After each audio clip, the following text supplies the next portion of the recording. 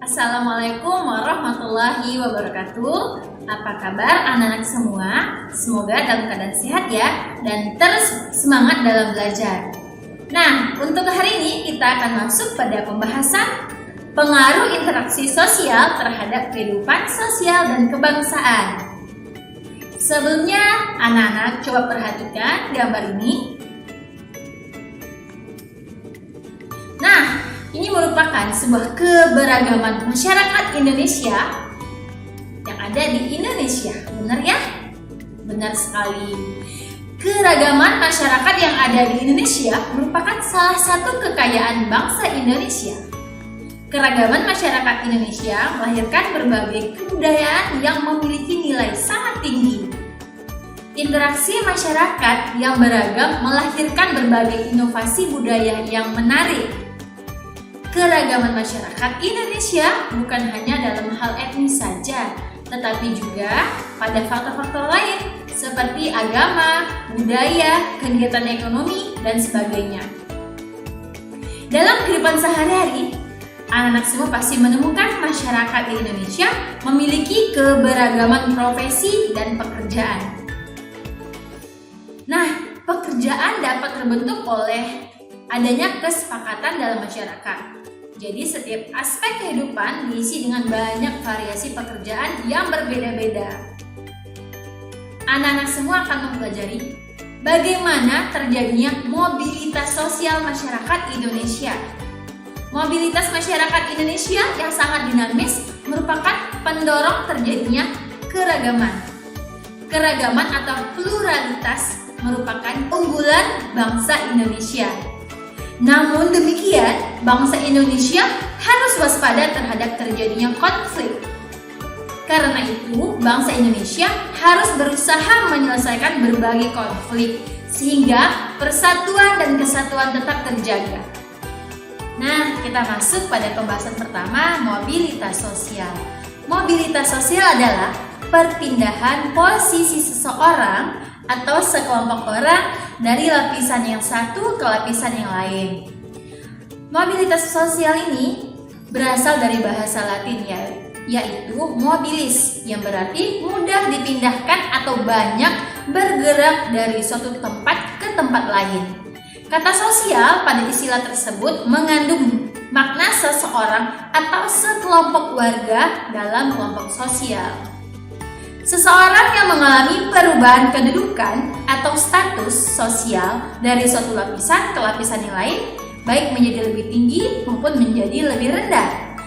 Nah, hanya berpindah peran tanpa mengalami penurunan kedudukan itu disebut dengan mobilitas sosial. Kita masuk pada pembahasan bentuk-bentuk mobilitas sosial. Mobilitas sosial itu terbagi menjadi dua. Pertama, mobilitas sosial vertikal. Kedua, mobilitas sosial horizontal. Mobilitas sosial vertikal adalah perpindahan seseorang atau kelompok dari suatu kedudukan sosial yang tidak sederajat, baik pindah ke tingkat yang lebih tinggi atau social climbing maupun penurunan tingkat yang lebih rendah atau social sinking. Kita bahas mengenai mobilitas vertikal atas atau social climbing. Social climbing adalah mobilitas yang terjadi karena adanya peningkatan status atau kedudukan seseorang atau naiknya orang-orang berstatus sosial rendah ke status sosial yang lebih tinggi.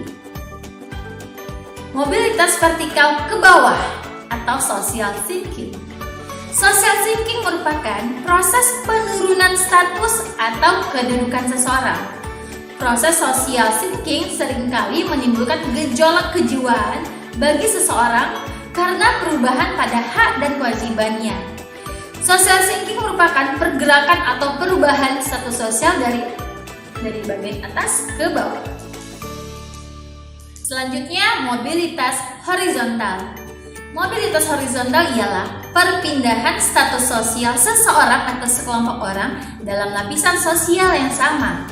Mobilitas horizontal merupakan peralihan individu atau objek-objek sosial lainnya dari suatu kelompok sosial ke kelompok sosial yang sederajat atau sama. Ini ada faktor-faktor pendorong dan penghambat mobilitas sosial. Pertama, faktor struktural.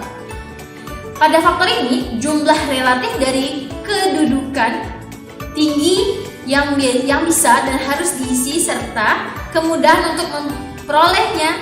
Nah, jadi ada pun yang termasuk dalam cakupan faktor struktural adalah struktur pekerjaan di setiap masyarakat. Terdapat beberapa kedudukan tinggi dan rendah yang harus diisi oleh anggota masyarakat yang bersangkutan. Kedua, faktor individu. Di sini pada kualitas seseorang, baik ditinjau dari segi tingkat pendidikan, penampilan, maupun keterampilan pribadi. Ketiga, faktor sosial.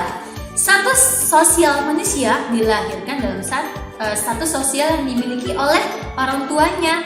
Karena ketika dia dilahirkan, tidak ada satu manusia pun yang memiliki statusnya sendiri. Apabila dia tidak puas dengan kedudukan yang diwariskan oleh orang tuanya, ia dapat mencari lagi kedudukannya sendiri di lapisan sosial yang lebih tinggi. Selanjutnya, faktor ekonomi. Keadaan ekonomi dapat menjadi pendorong terjadinya mobilitas sosial. Masyarakat yang kondisi ekonominya baik cenderung lebih mudah melakukan mobilitas sosial.